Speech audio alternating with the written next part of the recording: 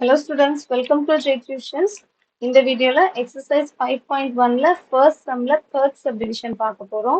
In which of the following situations does the list of numbers involved make an arithmetic progression and why? So இங்க situations கொடுத்திருக்காங்க. அதுல இருந்து list of numbers form பண்ணி அது APயான்னு கண்டுபிடிக்கணும். So third one, the cost of digging a well after every meter of digging when it costs rupees 150. So list of numbers என்னன்னா cost of digging a well after every meter. So ஒவ்வொரு மீட்டருக்கும் நம்ம வந்து அதோட cost check பண்ணணும் அது ஏபியா AB இல்லையா. If it costs rupees 150 for the first meter.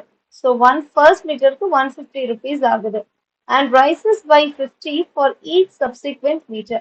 And ஒரு மீட்டருக்கும் next மீட்டருக்கும் 50 rupees increase ஆகுது.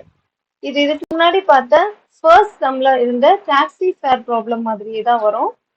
ஸோ ஃபர்ஸ்ட் கிலோமீட்டருக்கு 115 கொஸ்டின்ல கொடுத்துட்டாங்க. ஸோ 150. அதுக்கப்புறம் அடிஷ்னல் சார்ஜ் rupees 15 கொடுத்துருக்காங்க. ஸோ செகண்ட் கிலோமீட்டருக்கு இந்த 150 plus additional charge 50 is equal to என்ன வந்துடும் rupees 200. அதே மாதிரி தேர்ட் கிலோமீட்டருக்கு இந்த 200 பிளஸ் நம்மளோட அடிஷ்னல் சார்ஜ் 50. அப்போ என்ன வந்துருது 250 rupees. இப்போ இந்த லிஸ்ட் ஆஃப் நம்பர்ஸ் எழுதிக்கலாம். இதோட டிஃபரன்ஸ் சேமா வருதான்னு பார்ப்போம். ஸோ ஃபர்ஸ்ட் ஒன் டிஃபரன்ஸ் பார்ப்போம். 200 மைனஸ் 150. இப்போ டிஃபரன்ஸ் எவ்வளோ பாருங்க 50.